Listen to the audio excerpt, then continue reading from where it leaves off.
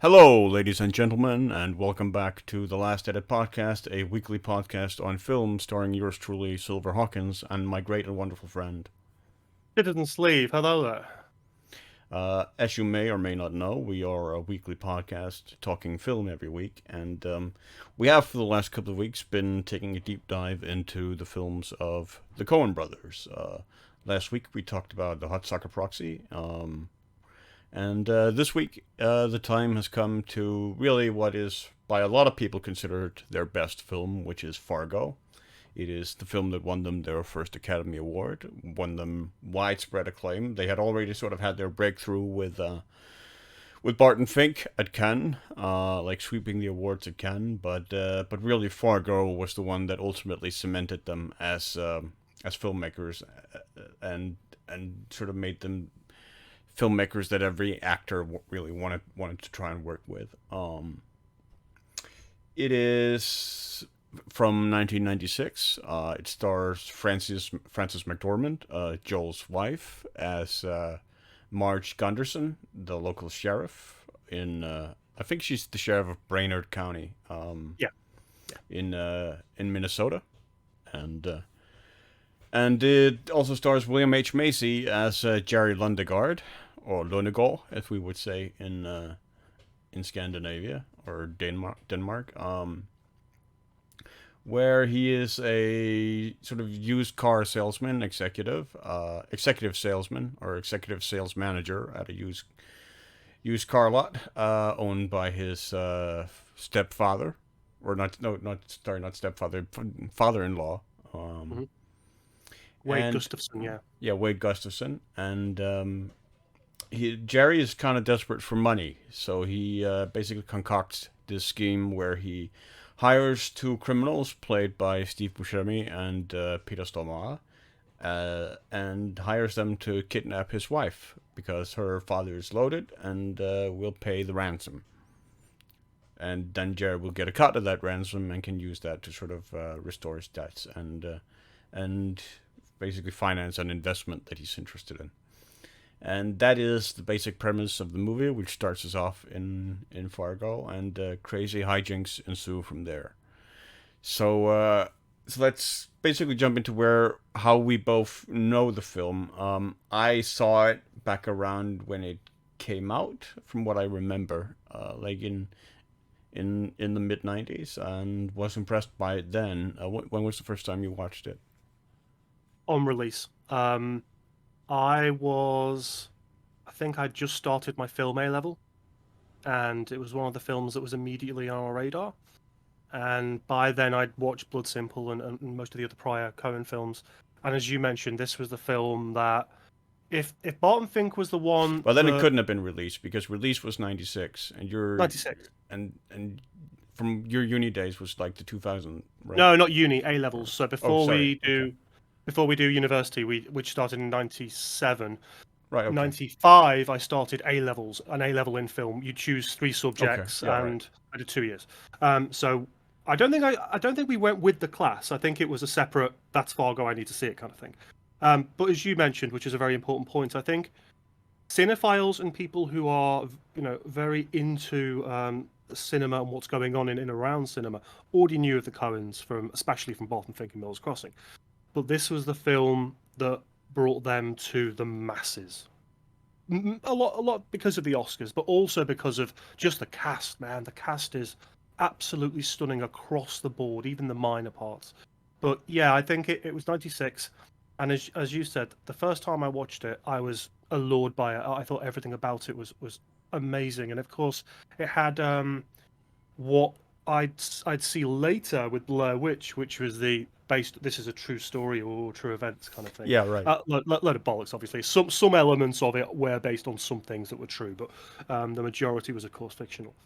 But yeah, it's an absolutely fantastic film, and I've seen it so many times since, and taught with it so many times since.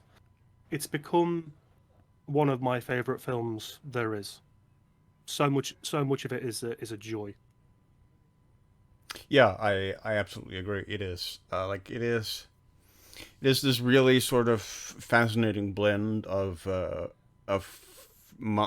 the mundane of horror, of thriller aspects and comedy, like dark comedy, Yeah, and just great, like really fundamental absurdist humor, which is what the Coens really delve or dabble very heavily in. And Fargo is sort of one of the purest veins of that sort of dark absurdist humor in terms of like the the comedy you can derive from some of the darkest aspects of life, and using laughter to sort of deflate the power of it in a way, and the impact of it. it's the closest of their films to Blood Simple, I would say. The thriller aspect of it, the darkness that a lot of the situations are are shown. I think But it's funnier. that's a fair correlation to make. Also, because during the making of Fargo, there was a point during which Joel and Ethan basically turned to each other and said, "Didn't we do this already?" When they were moving bodies around on a deserted country road. Some of the shots are Yeah, definitely reminiscent, aren't they? yeah, and I mean, we start. Fargo opens with this absolutely amazing shot of very blizzard heavy conditions, a deserted country road under very blizzard heavy conditions in Minnesota, with a very basically just outside of Fargo, and you see Jerry Lundegaard's car driving through this landscape and through these blizzard with very poor visibility. With a tan Sierra on hooked to his car on behind, and he goes to meet Carl Shewalter and Gea Grimsrud at a local dive in Fargo, and where they talk about the plan to kidnap his wife. And like right from the start, that scene also really funny, and sort of the way it plays with. Like these are not super professional criminals. You get that No. impression pretty early on. Like Gail looks stoned out of his mind throughout the entire meeting, where he just sits there with his cigarette barely hanging from his lips, which it's consistently impressive throughout the movie how Stormare is able to sort of just balance that cigarette at the edge of his lips. Like it's it constantly looks like it's just about to fall out of his mouth, but it never Yeah. does. And if there's not one there, he's lighting another one, just Yeah, consistently, constantly. And yeah, Steve Buscemi as Carl is the difference between the two characters is so wonderful, and the way they play off each other together. Stormare is this quiet, stoic individual who barely says anything but can kill completely anything just by unflappable. Yeah, looking at you. Yeah, and Buscemi is a talker, constantly talking, nervous energy. yeah, nervous and can't sit still. And they work so well together as a partnership on screen. But you've also got Jerry sat opposite Macy, and they barely finish a sentence. And we talked about this before with the way the Coens work and the way they have this exceptionally naturalistic dialogue. But it's almost, I think you said it in that scene when we were watching it, there's a point at which Buscemi almost finishes a sentence, and then Macy almost finishes, and it's like, book it, they just give up.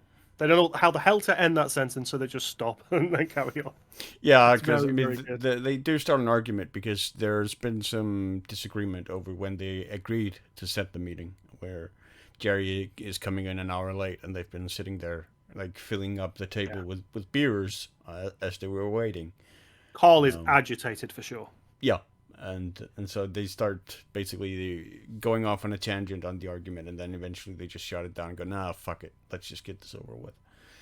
And And of course, Macy's accent, that Minnesotan accent, oh, which you is betcha. throughout a lot of the characters in the film, is absolutely immense. It's so funny. I remember when I showed this to the last time I showed this to my students when I was still teaching, and they just some of them couldn't get it, some of them didn't understand it, some of them clicked with it and started repeating it. It's just one of those really cool, quirky things that I think it became this weird popularist thing from the film that I'm not even sure the Coens intended to be quite so pervasive in society as it was at the time, because everyone was copying it who'd seen that film. Yeah. Yeah, and Just I mean, and you'll get different reactions when you talk to people from Minnesota, where some say no, it's very exaggerated, and others will say, oh, I definitely know people who talk just like that. yeah, Um, the originality within Minnesota, I would imagine, different parts. yeah, and I mean, it's also just very sort of Scandinavian in its flavor, in general. Like it's definitely, I would say, recognizable in its dialect to Scandinavians. Like the whole like Minnesota nice, is very Scandinavian fundamentally. Yeah, yeah, absolutely. And again, I think it's Like so you funny. don't really use don't really use a lot of curse words. It's very nice, like oh darn, and whatnot. Yeah. Oh, darn shucks. Yeah, it's a bit Yeah. like the perception of Canadians almost, you know? Right. Yes. Everything's not Yes. all It is. niceties, all covering up anything else. Um, I tell you what, the cast in this, before we crack on with the narrative and stuff, Harve Presnell plays Wade Gustafsson, the father-in-law, and he's fantastic, absolutely fantastic. There's some amazing characters in this. Just the Um, stern patriarch, who has very very sort of commanding presence. Very, very, and his like sidekick, I guess, the guy who works with him, uh, Stan Grossman is played by Larry Brandenburg, and he's Yeah, his excellent lawyer as well. accountant. He's excellent, and one of my favorite characters in the film is Marge's husband, played by John Carroll Lynch. And if you don't know who that is, he's a prison guard in lots of things, basically. Shutter's Island, for instance. And he plays Norm Gunderson, and he is just one of the most lovely, understated, nice people you could ever wish to see on screen or probably meet in real life. We'll get to Marge and Norm later, but he plays that role with such an understated brilliance. I think it's one of those roles because the cast is so good. Some of these roles might get overlooked here and there, but Lynch is just exceptional in that role. Yeah, I mean, I wrote in university. I wrote a paper, sort of trying to argue because we read Lara Mulvey's male gaze Yeah. articles against Hollywood, which we wrote in the 70s. We read these in the two And thousands, and I found I agreed with a lot of what she had to say about sort of the male gaze, but I also disagreed with some of it, and I actually cited Fargo as uh, as my you argument against it. conflated two different films there, Yes. Psycho and Fokker.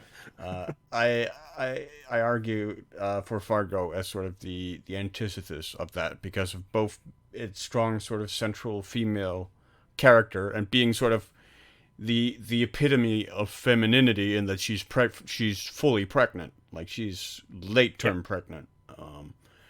And 7, 8 months probably. Yeah. yeah, and then you have sort of Norm, her husband, who's just not the least bit threatened by the fact that Marge is both smarter and arguably tougher than he is.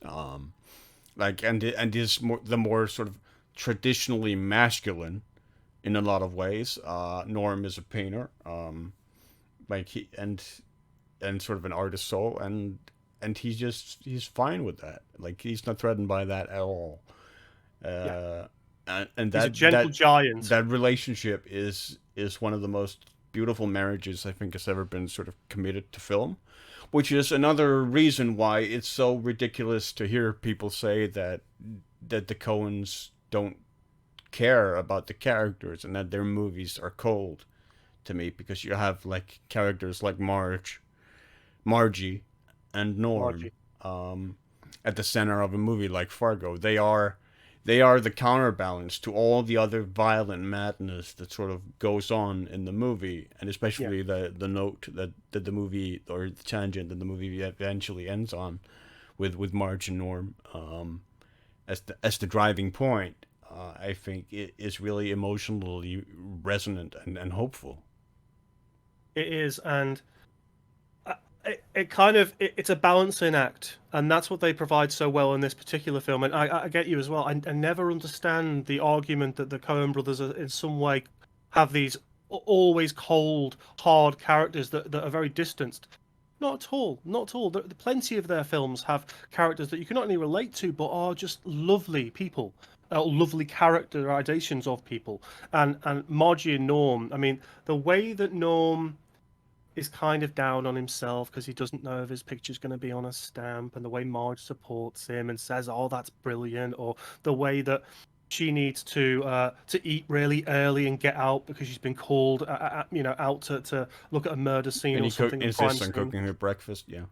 And you've got to eat, Margie, so he'll go and cook I her mean, breakfast. the scene where they wake up together, even because you get all the stuff that you wouldn't traditionally get in a movie, where it's not glamorous when they wake up. Oh, It's sleepy. It's heavy. It's Norm clearing his throat and his yeah, sinuses in ways that are not yeah, yeah. harmonious. Again, reality But rather than but are relatable and are recognizable to people, because that's how yeah. a lot of people wake up. Um, so yeah, I mean, the fact that we get all those, and then he cooks her breakfast, they sit there and eat, and that shot when where they're eating breakfast, and you get her prowler parked outside through the window and through the window in the door, and then Margie leaves and goes out into the prowler, comes back in and says the prowler needs to jump from the cables because it's so cold outside that the batteries died. It's just a masterful filmmaking. It's exceptional framing, Yeah, exceptional framing. When you're looking at any filmmaker and the way they frame a shot, you're looking for the use of space more than anything else. Spatial relations and the way space works on screen. In horror movies, we often say if there's a space with a single character on screen, you're probably going to get some danger in that space. But the way it's framed with the door on the right and how they eat breakfast on the left, and then she moves around throughout, and you can see the car through the window, everything is beautifully constructed. And I'd imagine blocking that scene was so much fun. And they had so much fun filming it because everything is conceived within the one frame. No pans, no movements, nothing else. Just that one single still frame. It's really, really beautiful to behold. yeah. But anyway, to go back to sort of how the The movie start. progresses. So Jerry hires Gea and Carl to kidnap his wife, and then he goes back home, meets his father-in-law again, and it becomes pretty clear that they don't have much of a like his father-in-law doesn't have much respect for Jerry. No, Let's put it that way. virtually none at all. Like they started talking about an investment opportunity that Jerry's thinking of, and Wade makes it pretty clear that like the wife and daughter, I forget what the wife is called. Jean Lundegaard is the wife. Jean, yeah, Jean is the I'm wife, just looking and at the actress now, Kristin Rudrud, I believe. I don't think I've seen her in anything else that comes to mind anyway. Um, Scotty, I think it Scotty, is the son. yeah. But but they don't have anything to worry about financially. Like Wade will take care of them. Jerry's the only one who's sort Yep. of left holding the bag there.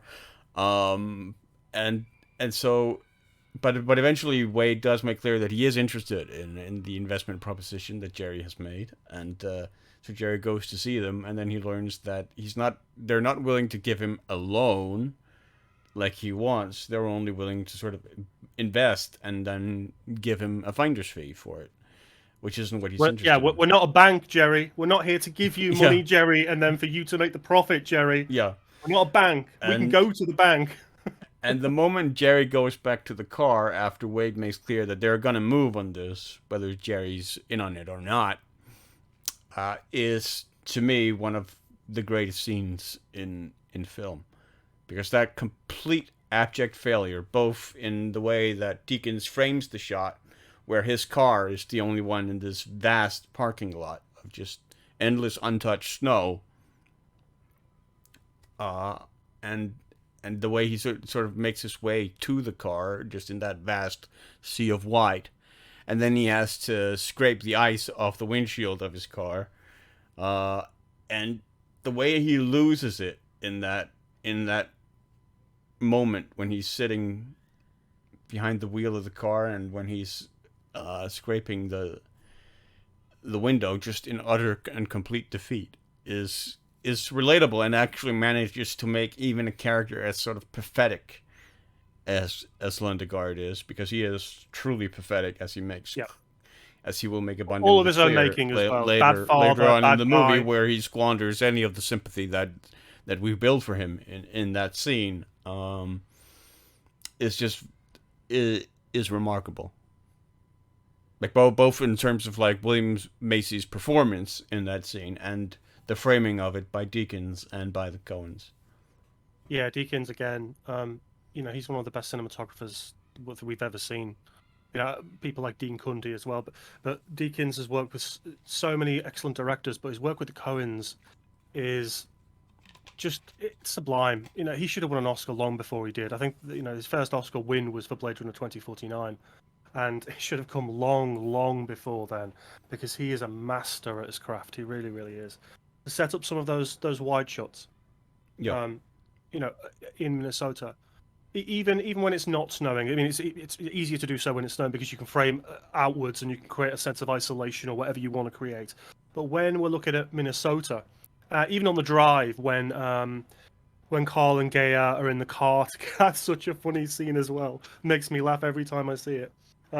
So they're driving to Minnesota to get ready to kidnap. Yeah, to the Twin Cities. They're driving not too many. They are in Minnesota. They're driving Oh, to Minnesota. Minneapolis. Driving out I believe it is. driving out to get ready to kidnap Jean, and they're in the Twin car. Cities. And Gaia is just sat silent, with the cigarette, as you said, just hanging off his lip, barely saying anything at all. Windows wound up, so the smoke is just bellowing around the car. Yep. And Carl is just trying to talk to him. He's just trying to. Can we have some kind of any kind of conversation at all? Can you say anything to me at all? Barely anything. Can you wind the window down at least? Stormare just turns and then turns back again. And then, right, fine then, I won't even talk to you. Two can play this game. And his head goes down and he carries on driving and he kind of sinks into his seat and just gives up. And the scene slowly fades out.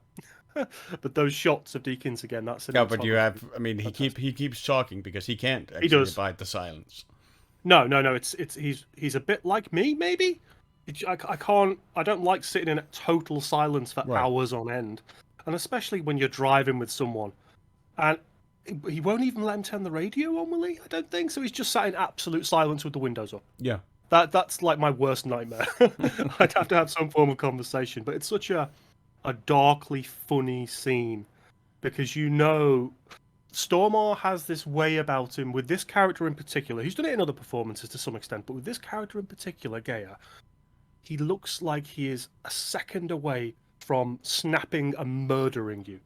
He just looks like that, just like he's gonna crack open and then do something very, very bad indeed. I mean, I don't know. I think to me, he just that the thing that makes his character kind of threatening is that he sort of seems non-threatening because he looks so stoned out of his mind most of the time. I do get you, and he does, but I just think there's something about the way. I mean, I get where you're coming from. He looks a bit like Private Pile in Platoon. The not the very end part when he sat there with the typical Kubrick, stare, as it were. But there's something that reminds me, like Private Pile throughout the film is almost facially sedentary, and that's what Stormare is, facially sedentary. Like there's no real expression or anything going on. It's just something behind his eyes makes me think he's going to just snap at any second. And then, of course, they decide they need to eat. What is it? The pancakes? And then Gaia decides they're going to eat pancakes. Gaia decides. And then Buscemi, Carl's in the mood for steak or something. Yeah. And Buscemi's call is like, okay, fine, then we'll get pancakes again. But I know a place we can get laid. And then that's where we push on a little bit further. Yeah, and before Jerry meets with Wade and Stan Grossman, he does sort of get he gets called in for the meeting, and so he gets second thoughts because he thinks, oh, I'm not going to need the ransom now. I can just get the money from my father-in-law. But of course, it turns out it's not quite so easy to to get the genie back in the bottle, as it were. And he finds himself unable to reach Carl and Gea and get them to call them off. And so while he is basically meeting with Wade and Grossman is when Carl and Gea break into his house and they finally kidnap Jean. In a scene that is also a funny scene. That is simultaneously both sort of funny and horrifying. Yes, like the scene where True dark comedy. she's sitting downstairs watching television. Carl comes up to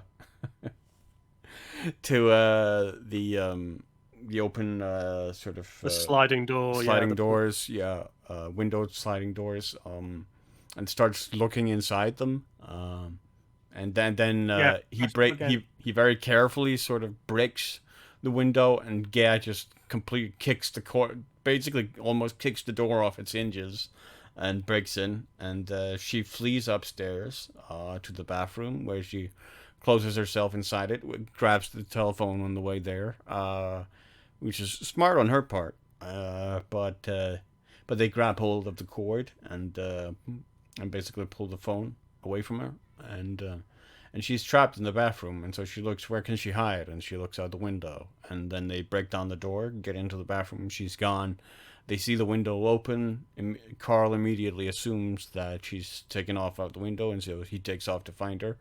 And of course, Gea got bitten because he grabbed her downstairs. She bit his hand and managed to escape, and he's looking for Ongwen to fix it.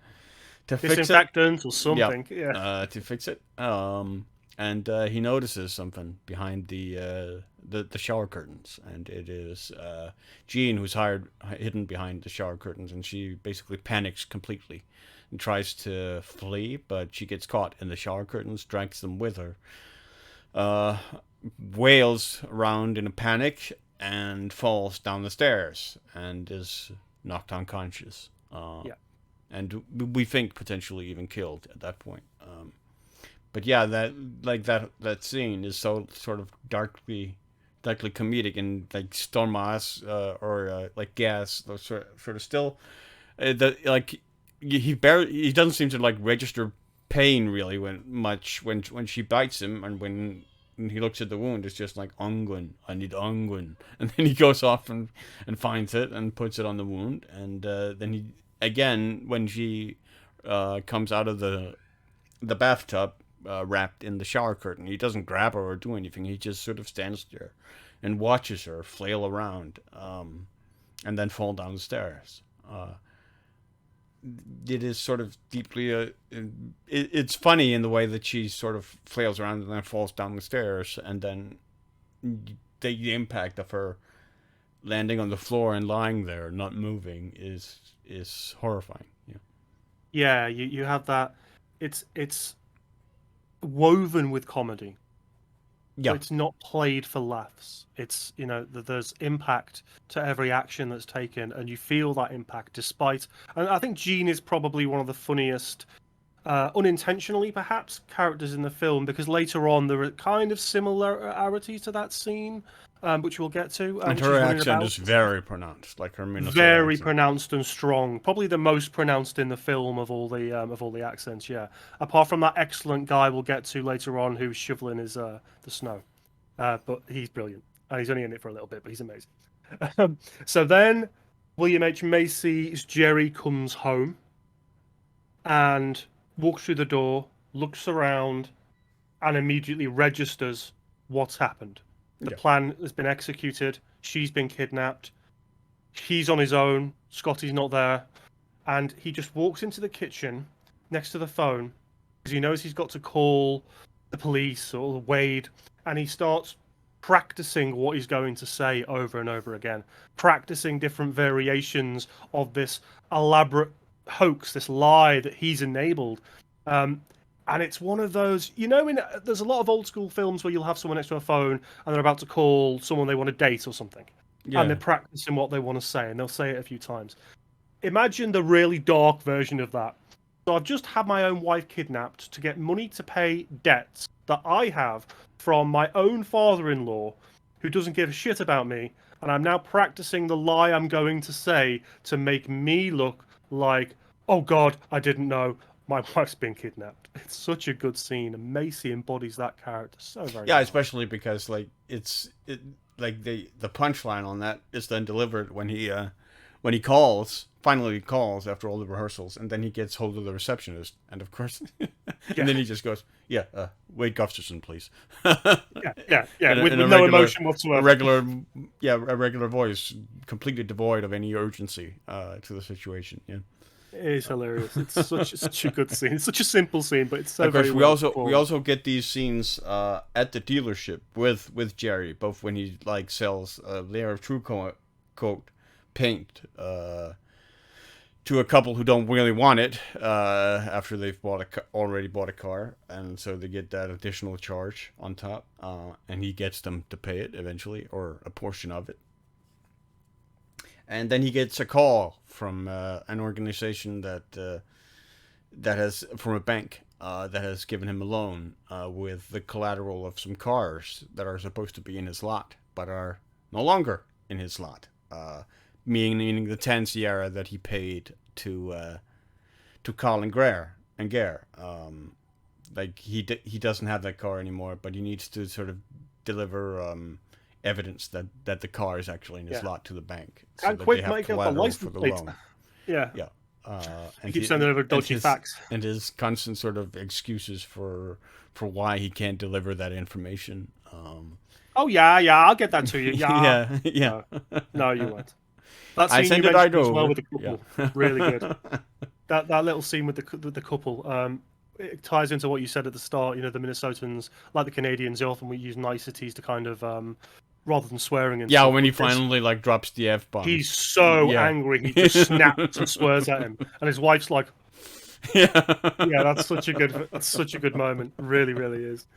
And then I guess we get to what is maybe, well, one of the most famous parts of the films, I guess, the scene in which Carl and Gaia are driving now with Jean in the boot of the car. She's not in the Out boot, she's in to the back seat, on the back seat, sorry, out wrapped in a to blanket. a cabin somewhere to wait for the money to be paid to them, so then they will return the kidnappee. And it's such a dark scene, so dark. So they're driving around. It's pitch black, empty road to begin with, snow everywhere. Wonderful music again, wonderful. We'll come to the music. The music's fantastic. But they're driving. They're barely speaking again, and they're pulled over by a state trooper. And it's because they've got dealer plates, isn't it? Yes, They haven't Carl never had haven't, them switched out. haven't switched them out yet. So the trooper pulls them over, and he starts like Buscemi's Carl is shuffling around, getting his license out and all this stuff, and complying. He keeps saying, "I'm complying, I'm complying," and Stormare, again, it's almost like he's not even looking out the corner of his eye. Almost, he just knows something might go wrong here. And the state trooper clicks that something is a bit off, and he ends up asking him to step out of the car. Well, and then, he does that because Carl tries to bribe him. yeah. I mean, he goes like he asks for, like, the state trooper asks for Carl's license, and then Carl, being the suave fellow that he is, hands him his wallet with a couple of notes sticking out of it, as it were, where it's sort of inviting the state trooper to just sort of grab the wallet and take him, and then hand And the at wallet that point, back. Gaillard takes out his pistol, aims it at the trooper, shoots right past the face of Carl, and kills the trooper. And blood goes all And presumably over Carl. deafens like everyone in the car. Yeah. Oh, yeah, especially Carl. I mean, Jesus, it's there. Yeah. One of his eardrum, that left eardrum must have shattered while he was sat down. But then another car drives. Oh no, sorry. Buscemi gets out of the car first because Stormare but sort the body out. So he gets out to sort the body out and presumably hide the state trooper's car along with the body. And this couple drives by in the opposite direction, and Stormare immediately as they pass. slow down first, like slow down, and then boom, gone. And Stormare immediately gets into the driver's seat, turns the car around, goes. And then you see Buscemi in the headlights of the state trooper's car, dragging that body as best as he can, covered in the trooper's blood.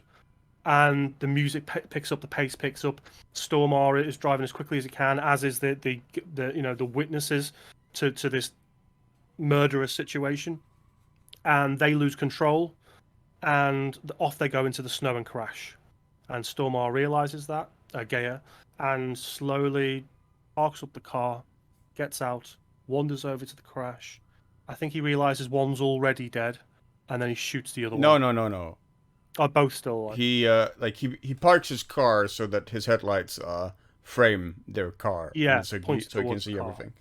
And so he sees one person crawl out of the car, the guy in the red winter coat, and then take off running, and he shoots that guy. And then he steps up to the car, looks into the car, sees the other woman, presumably his wife, and then he shoots her. And that's when it cuts to black. Fantastic. The setup, the framing, the use of car headlights to create a frame, and the performances again are outstanding. And it's such a like as soon as you step out of this car and that gun is pulled, that's it. Like all bets are off. You know that this is going very, very wrong very, very quickly.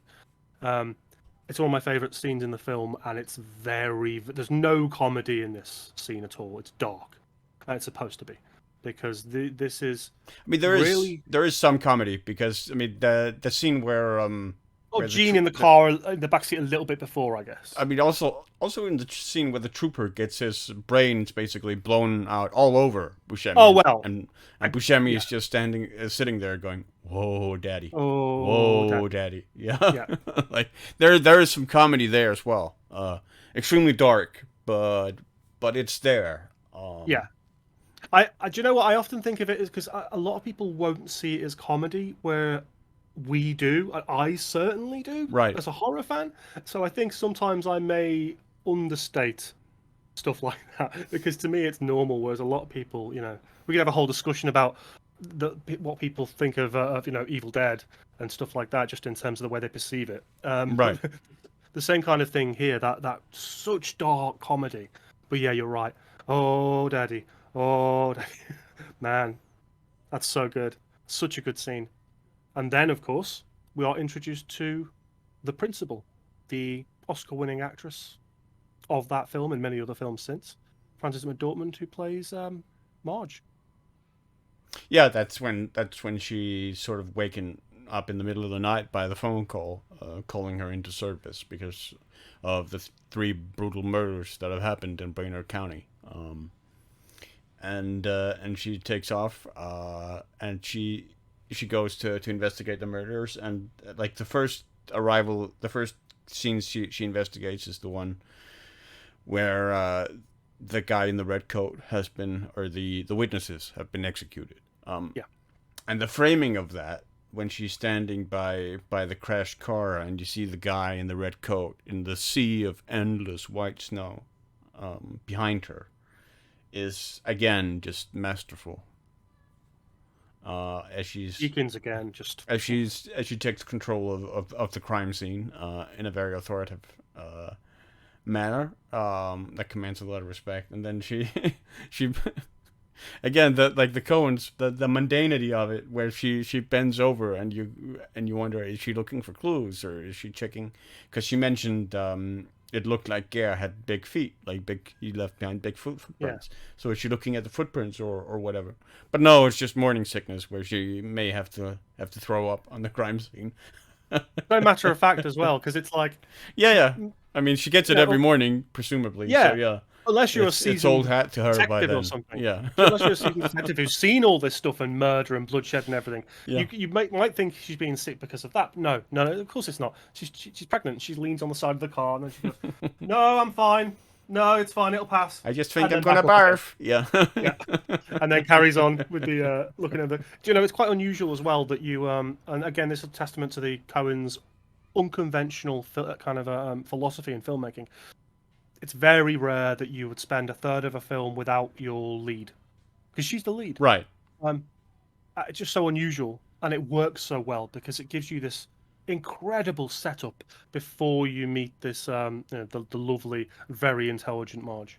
I mean, she's the second lead, I would say. So Macy maybe the lead. She's the moral center of the movie. She is. Mm.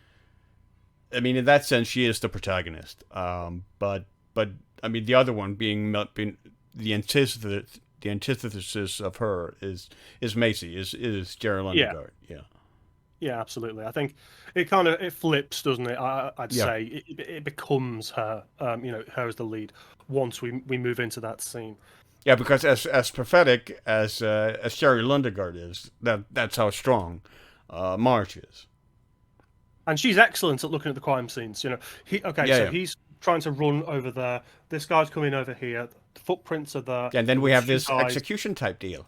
I'd be very surprised if our suspects were from Brainerd. Yeah. Yeah. And then goes over, sees the trooper, kind of just ascertains everything within the crime scene and has this picture in her mind. And it's funny when she's in the car as well. I don't think the police were quite right there, Lou. And he's like, "We are." It's because the deputy or the highway patrolman noted DLR as the license plate on the car, and so he figured he didn't have time to finish writing down the license plate before they killed him. So we've been running tags on license plates with DLR in them, and we haven't as the first three letters, and we haven't come up with anything yet. And then Marge goes, "Yeah, I'm not sure I agree with you completely on your police work there, Lou. I think maybe those were dealer tags." And yeah. Oh, indeed, yeah. Yeah. Oh, yeah. Yeah. Do you know what "yar" is in Minnesotan? Is a bit like "forget about it." In American Italian, it means about 18 different things with different inflections. Beautiful, absolutely beautiful. Her performance is she's so switched on all the time and astute to everything, to every character she meets, to every situation she's in. She understands fundamentally what's going on and can process quickly. She is, but she's also fundamentally naive in a way, because she is Minnesota nice. So she instinctively sort of sees the best in people, and when she goes to see Jerry the first time to check with him and question him, she takes him at his word that he doesn't know anything, and leaves it there. And then she goes and meets somebody, which we'll talk about later, and she starts to sort of question that naivete, and learns that no, people lie. Necessarily, people can be deceptive, even if they're transparently deceptive, like Jerry. Jerry just looks nervous and shifty and constantly changing stories all the time. He never looks comfortable. He always looks like he's trying to cover something he's already tried to cover, trying to backtrack all the time. Yeah. Oh god, and those scenes with those two get progressively funnier and progressively we'll come to the one a bit later, but that's really, really funny. And so by this point now, Jerry has had to tell Wade. I think they're sat in the coffee shop, aren't they, when they first had the conversation? And he's like, right, they have to deal with me. They can't deal with you. They have to deal with me. You have to give me the money, and I have to deal with them. They won't deal with you. Over and over again, over and over again. Let's get the police involved. No, they don't want the police. They want to be involved with just me and no one else. And to begin with, Stan Grossman is like, we should do what they say, Wade, because we don't want her to be killed. We don't want, to bring in someone else if it's going to muck up the situation. And so they kind of agree, much to Wade's disgruntlement. He is not happy about it at all. He wants to deal with them directly, bring the police in. Of course, Wade's always been the one in control. Wade's been able to control like every aspect of his company, every aspect of his business. Like even, I mean, you could argue that he probably wasn't crazy about the idea of Jean marrying Jerry. We don't know what his feelings were about Jerry at the time they married. maybe they only sour down the line, but but he's a guy who's used to getting his way, and to people listening to him, and having control, and to have that control taken away from him is extremely aggravating to him. Let me backtrack a little bit because we've missed a very important scene that we should have covered because it's important for what we're about to talk about with Marge, and that is when Gaia and Carl go to that club and get with the prostitutes because they back when they're driving towards where they're going. Well, there isn't a scene where they do that. There's only the scene where Marge interviews the prostitutes. Oh no, yeah, there is. Sorry, there is. In the bedroom. Yeah. Where you get the bedroom where they watch Johnny Carson. Yeah, after. Yeah, exactly, and they're both getting it on in different beds next to each other, which is just weird in itself. But that's important later in terms of what we're about to talk about, because Marge is now trying to investigate the case and has gone round local bars in the area and stuff like that, and has come up to a place where she has found these two prostitutes who have met some weird guys, and they're very naive young women who've slept with Gaia and Carl. And when Marge asks them, okay, what does the one that you slept with look like? It's kind of funny looking. And that is like, as we mentioned with the Coens all the time, there's always a dialogue thread that's repeated, a little saying of some kind, and kind of funny looking for him is just repeated. So anytime anyone ever mentions Carl that's met him before, it's kind of funny looking. It's very weird. I sound Irish. In what way? Oh, just in a general sort of way. Just in a general sort of way. That gets repeated a number of times. It's so funny. And then the other girl says that her guy, Stormare, Gaia, looks like the Marlboro Man, or smokes Marlboros. And that's where Marge first gets a maybe sense of kind of what they look like and who she might be trying to find in the case. Yes and no. I mean, I don't know that she gets a real sense of what they look like because those descriptions are so kind of funny looking, maybe not. But the Marlboro Man. But I think from what I remember, the clue she does get from there is that they registered it at the hotel with a brown, a tan Sierra. And Sierra, car, which is also why she eventually part of the reason why she goes to visit Lundegaard, also because they call someone at the dealership. So yeah, they stop by the prostitutes, and that turns up later in the testimony. Then after they kidnap her and shoot the police officer and the witnesses, they take her to this they take Jean to this sort of deserted cabin. And again we get this sort of dark comedy where Jean runs in a panic and tries to escape, but she has a dark black hood over her head and can't see anything, and so she trips over her feet in the snow, and Carl is just standing there laughing his head off at her, and as always, Gaia is just standing there watching, not doing anything other than just watching. Absolute silence. The way Buscemi laughs as well, my God, it's manic almost. He thinks it's absolutely hilarious they've got this kidnapped woman who's just stumbling about with a bag on her head. Yeah. And when she falls over, he's just belly laughing. Very, very dark. And again, ties into what happened in that earlier scene when they did kidnap her, when she was running around with fell down the stairs. Shower curtain. Yeah. Works really, really well.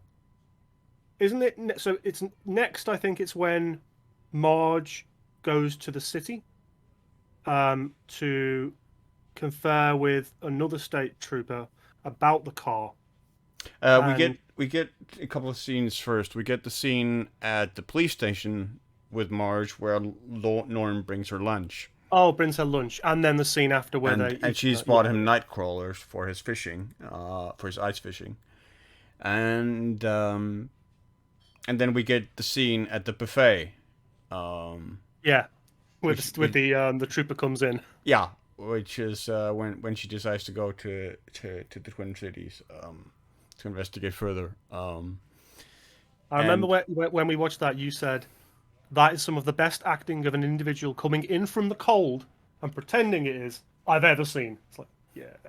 Yeah, Um, the deputy or whatever who steps in into the restaurant from the cold outside. Yeah, does a really good job of sort of selling that and delivering the dialogue in a way that sounds like he still sort of has that on his breath, like that cold breathing. cold Yeah, yeah.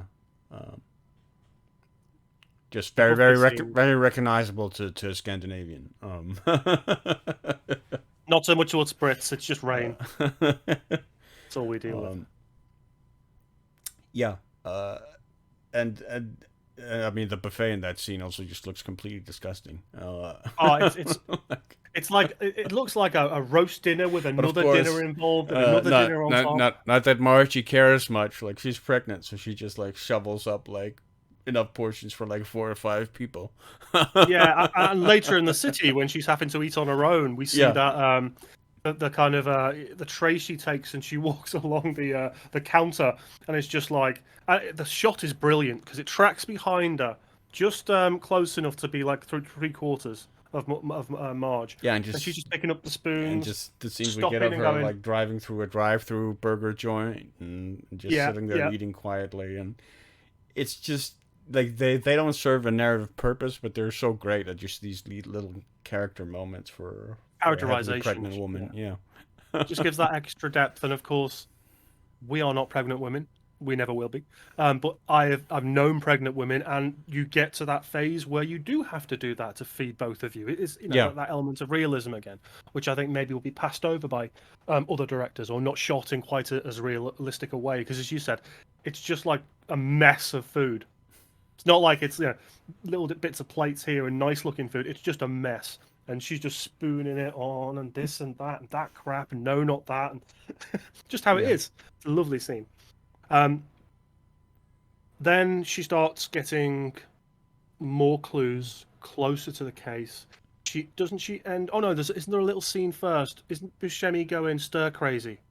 And so he goes, and because yeah. I Jerry mean, wants to, they can't like. There's a scene where they can't get a television signal up at the cabin. That's how yeah, isolated they are. And so he's trying to sort of get back to the television signal, and he's going crazy that they can't get the television signal on because there's nothing to do there. Like it's literally a cabin out in the woods. Like there isn't much in the way of entertainment, and it's not like as has been established in the car. Gare is not much of a conversationalist.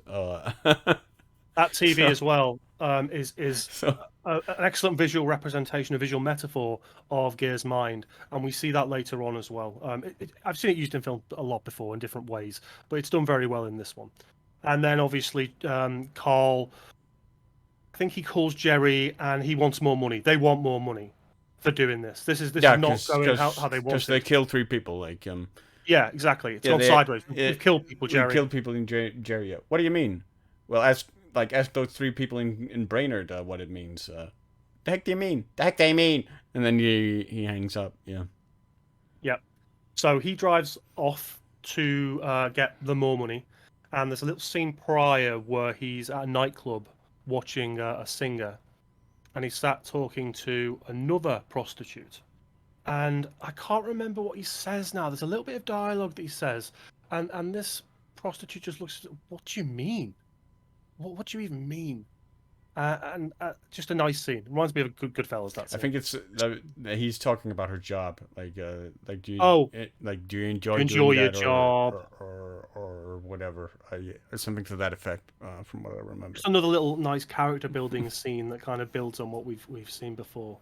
He's a very odd character, Cole. Very funny looking. Um, and then we get the Marge. I think is now she meets up. She gets a And call. I mean, she has the call list of who these people called at the Yeah, hotel, or from the hotel, and they called somebody at the dealership in Minneapolis, and they called Shep Proudfoot, who's the guy who was basically the the link go between between. the go between between Gare and Jerry. Like he put Jerry in touch with Gare, and so she goes to see Shep, who's a very muscular Native American, a mechanic, and he very solemnly just answers nope to Nope. all her questions. and she walks away. And then, of course, he's not too happy about having just been interviewed by a police officer because he's out on parole. Roll, And yeah. so he makes his dissatisfaction very, very clear to Carl, and visits him as he is having sex with the prostitute, and basically starts whipping him with his belt, Carl's own belt. In a Beats the living shit completely out of him. humiliates him and beats the living shit out of him, which prompts another angry tirade from Carl when he calls Jerry again and demands that now is the time for paying out the money. Yeah, and there's that great scene before we get to that bit where he goes. Oh no. Yeah, he scouts out the location Not at the location, but for there's the that bit in rant the for car where, for park where to as hand well. out. Yeah, but that is the scene where he scouts out the location. Goes to the car park to scout out a location for handing over the ransom. And he He goes has in. that He moment with goes the in, attendant. and so he has the moment with the parking attendant where he's just gone in and sort of driven a lap around the lot to sort of scout it out. And he goes, "No, I decided not to park here anyway." And the attendant then still charges him, and he goes completely.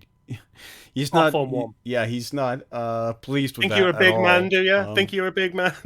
Yeah, you're on a power trip, sitting there in your little cubicle or whatever, and yeah, he is not happy, and then he calls, like, he gets beaten up by Shep Proudfoot.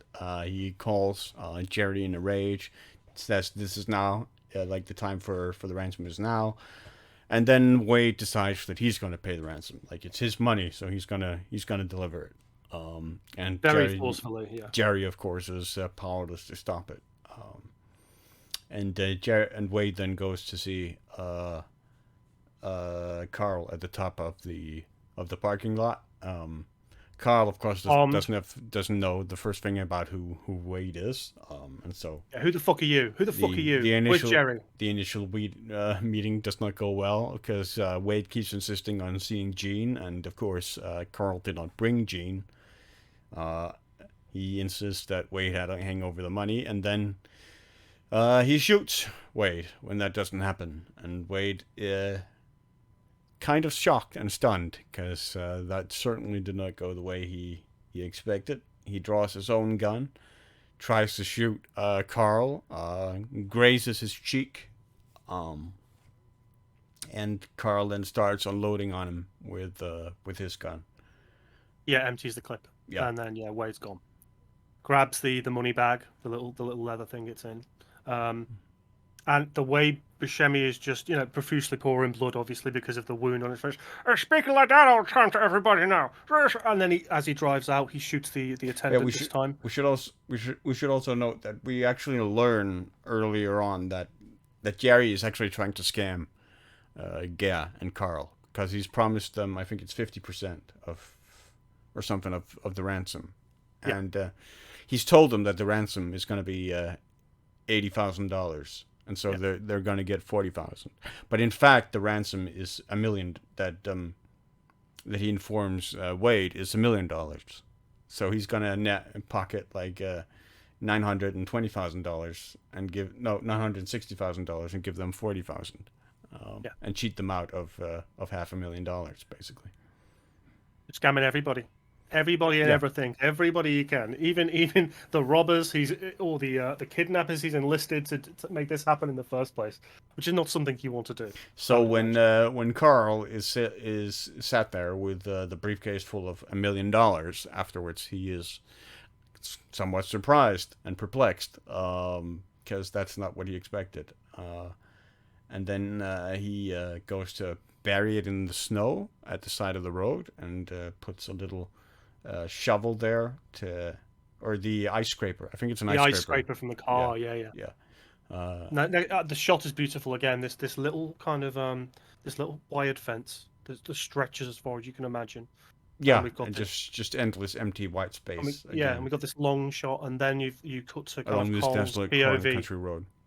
Yeah, and Carl kind of turns to his left, turns to his right, And the camera shows us not, how elongated the fence is. And there are Almost no, everything. yeah, and there are no markers to distinguish one feature over Yeah. another.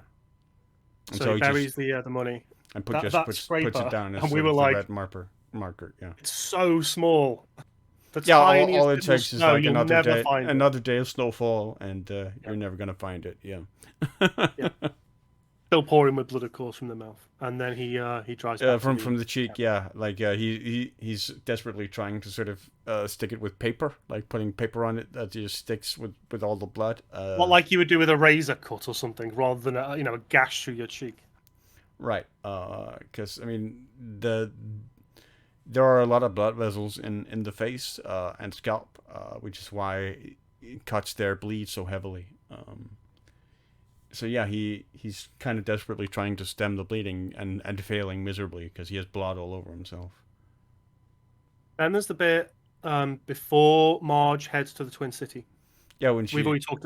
We've already talked about the extra eating bit, but she gets like while she's still back in Minnesota, she gets a call in the middle of the night from a guy called Mike Yamagita, who was an old classmate of hers and has seen her on television now that she's in the news with these three murders in Brainerd and leading the investigation on it. And he's seen her on the news and reaches out again like at like 11 o'clock at night. While she's sleeping in bed and calls her, and then while she's in the Twin Cities, she stops by to see him at a restaurant. In an intensely creepy meeting where he sort of tries to come on to her, and tries mind to. if I sit next to you, Margie? No, Yeah. no, no, I no. prefer it if you sit over there. Yeah. And he talks about his wife, who was a classmate or the year below them in school, she was a year or two below. Yeah. who's died of was it cancer or a disease Yeah, of some he kind. says she died of cancer, and it was very rough for me and whatnot. And burst into elicits a lot of tears. sympathy from Marge. Yeah, And then when she's back in the hotel room, she calls one of her old classmates, who informs her that this person is very much alive, was never married to Mikey, never ever married to this guy. He's been doing this a lot, and he people was know stalking about her it. though. Yeah, Yeah, stalking her, he's such a creepy character, very slimy and weird. that is basically what sort of wakes her up to the fact that people can be dishonest, and that not every She's story genuinely is shocked. Yeah, yeah, not every story is like to be taken at face value. And then she goes back to the dealership to see Jerry again, and that's when Jerry basically goes in a complete panic because at this point, Wade he actually follows Carl yeah. to the parking garage and up to the roof where he finds Wade, and you see him again, that amazing shot where he parks the car and you see Wade's body rather lying The on the headlights ground, come in. Yeah, and Jerry pops the trunk open within the framing of that shot. Again, remarkable framing of that shot. And of course, on his way out, Carl has shot the parking attendant dead as well. Yeah, it's fairly grisly, and so at this point, Jerry has presumably has his father-in-law's corpse in the trunk of his car, yes, while yeah. while Marge is interrogating him, and he doesn't take particularly well to that pressure, and so he excuses himself, and then he tries to take off in his car, and flees the interview, as Margie says. It's and she repeats it and repeats it, and do you know? Oddly, it reminded me of Holy Grail, Robin. He's run and run and run away. Look at him flee. Flee the interview. Flee the interview. And yeah, and she goes after him. Oh no, she can't track him down to begin with, actually. But that is so funny. Just watching him pedal it off, and he's such a coward. Such a cowardly character. I mean, one of my favorite scenes in regards to Jerry is when he's having the conversation with Stan Grossman about like the ransom and whatnot after Wade's made his dissatisfaction very clear, and Stan Grossman sort of backs Jerry that no, we need to pay this ransom. We need to do what's best for Jean. We can't cheapskate this. We can't second guess this. We have to do this. And then he asks, so how's Scotty doing? Like Jerry's son. Oh, Scotty. Like did not factor into his thinking at all. And the only way it factors into his thinking when he goes to see Scotty, it's not out of concern for Scotty. It's out of a concern for the story that Scotty's going to tell. Whether he's going to tell anyone that, oh, mother was kidnapped. And no, you can't tell anybody, Scotty. I'll say she's out of town. You have to lie. We have to get our stories together here. There is no concern whatsoever on Jerry's part for his son. No. Who, and I remember pointing this out at the time because it was so funny to me. Like, he's a hockey player and stuff, but he's got all this paraphernalia around the room about being an accordion player. And I was like, oh, that's so funny. It's so funny, like a kid that age. Be into like, obviously there are accordion players out there, but it's so very specific. Weird Al Yankovic, certainly. Yeah, absolutely. But I found that so funny. So humorous. Excellent stuff. For sure. Yeah, that is another just nod to the Coen Brothers sort of way of building character, with using set design and costumes and whatnot. So then we come to one of our favourite scenes in the film because of a very particular character. So there's a PPA out there. They're looking for Jerry. They're looking for these killers where Jean's been taken. All these elements. So we're kind of heading towards the conclusion. And the cop who came in from the cold at the buffet has gone out because a guy called him about some people or someone that he'd seen in a bar. And this guy is just digging out snow from his drive. Yeah, you're shoveling his driveway. Yeah. Just clearing it out. And they have this conversation. And it's one of the funniest conversations. He's a bartender. Yeah, I think I've ever heard in my fucking life, man. It's so funny. That character. We talk about the Coens having these little characters. That is admittedly also probably my favorite scene in the movie. It's hilarious. The mundanity of it, like the way he describes the Steve Buscemi's interactions at the bar, like the way he keeps talking about like, the last guy who looked at me funny, he's dead now, and whatnot. Steve Buscemi trying to inflate himself. You want to be dead? I don't want to be dead. And trying to look tough. And then they basically end the conversation with so that's that, and that's what I heard, and so the wife said I should call it in, so I called it in. Yeah, and okay. Good. And then they started talking about the weather. Yeah. There's a cold coming in. All the while maintaining this Minnesota nice dialogue. And from that conversation, the cop derives they're probably out in this cabin. That's what he's heard. Yeah, because they know that he asked, like, I'm going, like, Steve Buscemi or Carl kept saying, I'm going crazy out there by the lake, and so the cop asks him, did you mean this lake? No, I thought he meant Moose Lake, because that's closer to the bar, and so they think, okay, maybe the kidnappers are around Moose Lake, and so that's where Marge. And funny looking in a general sense again. Perfect. Yeah. Just that little repetition is perfect. And then, so now we're starting to draw to the big finale, and what a bloody finale it is. I mean, so at this point, we now go back with Carl.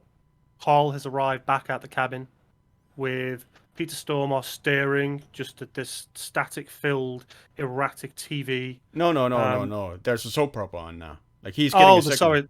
Yeah, and then it phases out a bit. There's a plot. He's eating a TV dinner. TV dinner, yeah, while smoking again. And there's an ultimate plot twist in the soap opera because somebody's pregnant. And Bruce Campbell is a star in that soap opera. There's this piece of food that drops from someone's mouth when she delivers that I'm pregnant news. Soap opera shock. He's so this guy who's been so sort of detached and uninvolved in every single aspect is so invested in that soap opera. And Carl is livid, screaming. He's like, first of all, he wants to give him his share of the money, and then Geyer basically says you'll have to buy the car off me if you want it, because he says I'll take the car. And he notices that Jean is dead. Jean is dead by now, She's yeah, lying there. and There's blood all over the refrigerator, and she's lying on the floor. And she's lying on the floor. And Gad just says no. She started screaming and she wouldn't stop. So yeah, and that's it. And so he starts screaming at Geyer, "Look at my mouth! Look at my mouth! I deserve the car. I'm not paying you for the car." Well, that's just not. And it's so great because it's like that. That is how much of a cheapskate he is. He has over he has $1 million lying for him in the snow, and he's there arguing over pennies with a guy he saw murder a police officer in cold blood right in front of him as casually as if he was just putting another cigarette in his mouth, and has murdered the kidnapped woman who's lying dead in a pool of blood on the floor, and he's basically berating him over pennies, just like he did with the parking attendant. Yeah. And then before we move into the final phase, I just want to talk about that little moment. You mentioned, obviously, that the Norm is Margie's husband is a painter. And he's been painting... it's a flower, isn't it? No, it's a duck. It's a mallard. Mallard. I got that very wrong. And he's won the right to be on not the big stamp that this other couple. But that we don't learn that until the ending. The very end. Oh, they're talking about it prior, though, aren't they?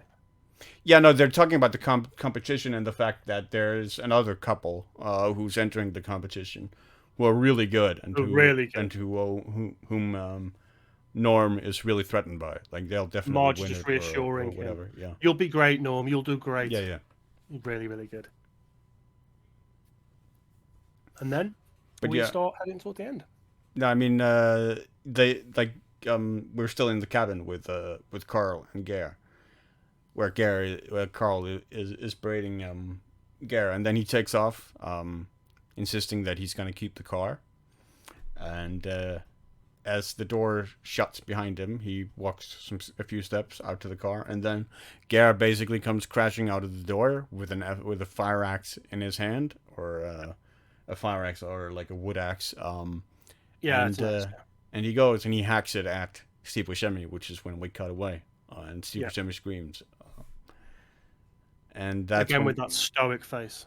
Yeah, and that's when we cut away, and then we see Marge drive around looking for Moose Lake, and then she spots the Town Sierra up by the cabin. I found it! Calls it in. Yeah, and she goes, and she hears this engine motor or whir, or saw, or whirring saw basically sound. It's deafening all the sound around everything else. Yeah. And she goes and she finds Gare stuffing the remains of Carl's leg. He's basically dismembered him. And he's lying there in sort of a pile covered by a piece of tarp on the ground. And he's trying to press the leg into a wood chipper, which is spreading blood all over the pristine white snow. And very visceral. Yes, and Marge announces herself. He doesn't hear it. She keeps announcing herself, and finally, when he looks at her, she points to the police star on her fur hat, and Gare takes off, but instead of running off into the woods behind him, he tries to cross this massive open lake, and Marge starts shooting. She fires one shot, misses, and then the second one she hits him in the leg, and he falls. And she catches him. Yeah, it's such a darkly funny scene because you just don't expect. I remember the first time I saw it. Obviously, these things lessen the more you watch them, but it's still a scene that blows my mind because at the time I didn't expect Gare to be pushing a still socked leg into a wood chipper and not hear her and then get a piece of wood to try and push it down further because it wasn't going in properly. Right. Just wow, man. Like a garbage disposal in the sink. Yeah. Yeah, just it's one of those scenes that blew my mind when I first, because it's so unexpected. you know, okay, he's chopped him up with an axe. I didn't expect him to have come into pieces and then tried to cut him apart in a wood chipper. Also, the fact that he's basically kind of just dressed in these like pajamas. Pajamas, Yeah. yeah, with the deerstalker hat on, Yeah, and then like he's just like finished breakfast. a fur coat or something. Yeah.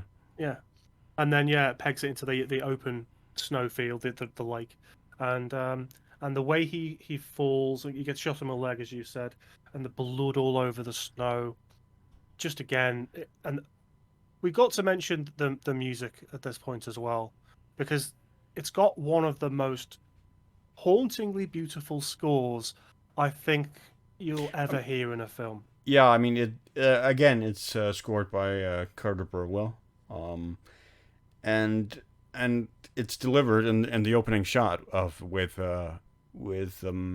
Macy driving through this blizzard towards Fargo. Is where we first hear like the main sort of fanfare of the theme. That becomes That then heightened and underpins the heightened, entire movie. Yeah. yeah. It's you know, it's so beautifully orchestrated and used so well at appropriate moments. There's moments when it slumbers and then it rises and rises and heightens and crescendos, and this is where it crescendos, as you mentioned at the start there as well. But in this particular moment, for obvious reasons, and then we get the shot of Gaia in the back of the Prowler. police car, Prowler with Marge driving, you know, just straight on shot, looking past her at him framed, and she's just kind of questioning why would you do that? Why would you do these horrible things? Why did you kill these people? Was it worth it? Was the money worth it?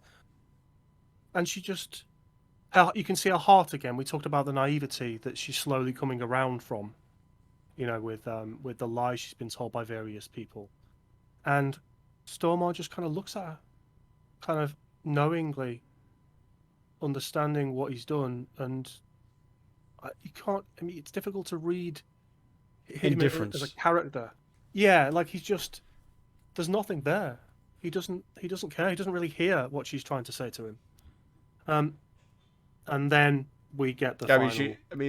That speech that she gives him in the car is basically the main driving point of the film. I mean, look at all you did just for a little bit of money. A little bit of money. And now you're here, and it's a beautiful day outside, and you're stuck in this car with me, and you're going to be stuck for arguably probably the remainder of your life. Because of these events, because of these choices you made. For what? A little bit of money. I don't understand it. Yeah. And then you get the final scene with Norm and Margie in bed, where you learn that Norm was put on the 3-cent stamp. 3-cent stamp. He was awarded the 3-cent stamp, where the competing couple was awarded the more sort of prestigious 29-cent stamp, I think it was. And then Margie consoles him by saying, "No, everybody uses the 3-cent stamp. It happens whenever they raise the postage. People need the smaller stamps to make up the difference." So and yeah, he physically looks a bit more content again. Yeah, because he's like, oh yeah, Margie. Yeah, it's a beautiful way to end the film, because and then she looks at him like, Martin, Norm, we have it pretty good. Yeah. Yeah. Love you, Margie. 2 more months, they say as they pat her very pregnant belly, and 2 more months, and you couldn't imagine better parents for a new kid. And yeah, that is one of the ultimate, I think, feel good endings to what has been a very sort of dreary film on sort of how despicable human beings can be. Of course, we also get before that we also get Jerry's comeuppance, where he's caught at a motel. In a hotel room, yeah. And very pathetically tries to escape, and wails very pathetically when he's finally captured and put in handcuffs. Like a child who's done something wrong. Yeah, kind of. Yeah. And in his pants, of course, because it's Jerry. Well, his underwear. Yeah. Yeah. That's what we call pants. We call pants trousers. Right. Welcome to the UK. It's such a wonderful oppositional ending. The way that as you said, you have this incredibly dour couple of scenes, the wood chipper scene, the blood everywhere, the shot, the drive in the cop car, that lovely speech she gives him, and then that kind of oppositional feel good ending. I think I mentioned at the time it felt a little bit like the ending to, although obviously no, not as comedic, or not comedic, but the ending to Raising Arizona, where Raising Arizona was all about family and future Yeah, family and yeah, and for sure. friends, and It's very and that's what reminiscent. this was Yes. about. Yeah, and it's a great way to cap off a film, which is people haven't seen Fargo, and you're even remotely interested in good cinema, just go and watch it. I mean, you might have to be in a particular mood maybe, and if you're not into very horrific scenes, you might struggle maybe here and there. But it's such a well performed, wonderfully, um, with wonderful cinematography and excellent framing, a beautiful soundtrack. Everything about this film just oozes unconventional class, quality, everything about it, and it's a testament again. I think I say this every time we watch a bloody Coen Brothers film, but it's just a testament to how skillful they are as directors, filmmakers, and the people they surround themselves with. Um, Burrell, the composer, Deakins, one of the best cinematographers ever to grace our Yeah, screens. and the costume designer and the set designer also like long term collaborators also. Yeah, it's it's up there with some of the best films ever made. The integration of music, of visual aspects of the script, the dialogue, it all just sort of And combines naturalism. together and comes together. Yeah, Yeah, and that's why, I mean, I know the Oscars now are seen as a, I guess over the years they've become a little bit more of a joke and less important because they tend to focus on a particular area of now I it's mean all they've indie. argued they've always done that, and they've Yeah, always yeah, I mean, been sort of political in that sense. yeah, but I just think with Fargo was just one that kind of, it didn't come from nowhere, but it dominated those Oscars, and it did for a good reason. It deserved everything, every award it won. And I think anyone who's got any inkling about watching great films has to watch Fargo. Yeah, I mean it is again like the one that sort of really put them as up there as cinematic masters for a reason. Yeah, And I know it is. I mean, it's not my favorite Coen film. It's not. I don't think it's even like in my top three. But that is not a test. That is not because Fargo is a bad film. That is just a testament to the quality of the Coens movies in general. Because that's how high we are when we're talking the quality of their yeah, movies. the It is a absolute movie I upper would recommend to echelons anybody. Yeah. of cinema. I mean, And the violence. There isn't a lot of violence in the movie, but what violence is there is grounded, and a result yeah, of it being grounded, it is in some it's ways dirty more and shocking grimy. than say like a Yeah, Tarantino movie where the violence is sort of fetishized and exaggerated. yeah, Here it's enormously believable and horrifying as a result, yeah, and yet it is also sort of darkly comedic because of how horrifying it is. yeah, and the weird situations that often occur because of the, Yes, this really hard violence that happens just the contrast out of nowhere. in that weirdness being undercut by like a whoa daddy Yeah. or something else. Yeah, Well, go and watch it. You'll find it most places. It's a fantastic film. It's just to look at is it's sublime. and of But the course, next, yeah, of course, the next one is a testament to how diverse and unpredictable yeah, the Coens are because what they did next was not something a lot of people expected. Much like with when they won the Oscar for No Country for Old Men, they also went out and did something entirely different. What they did after Fargo was the Big Lebowski, which I know is one of your favorite movies, also. So it's we're my favorite Coen Brothers movie. yeah Yours is Miller's Crossing, obviously, but yeah The Big Lebowski is a film that makes me very, very happy indeed. It's got so many wonderful characters. Obvious, Steve Buscemi's in it again. He's fantastic. John Goodman is fantastic, but the dude. The dude abides, and we'll It get that also soon. it also marks their first cooperation with T-Bone Burnett as the music producer, whom they would go on to collaborate with on "Oh Brother, Where Art Thou," on "The Lady Killers," and on "Inside Llewyn Davis." And it has one of the best dream sequences ever committed to celluloid. Two of them, even. Two, yeah. But we'll get to that. Okay, well, that has been the Last Edit podcast, our continuing epic, possibly never-ending Coen Brothers cinematic odyssey. Although hopefully we'll get there. There's still 3 or 4 I haven't seen that Silver has that we'll get to. Tell us in the comments what you think of Fargo. You know, whether you enjoy this more darker, thriller-esque aspects of Coen's cinema. When did you first see it? Have you seen it recently? You know, did you see it when it first came out? What did you think of it then? Have you seen it since? What are your favorite characters in the film?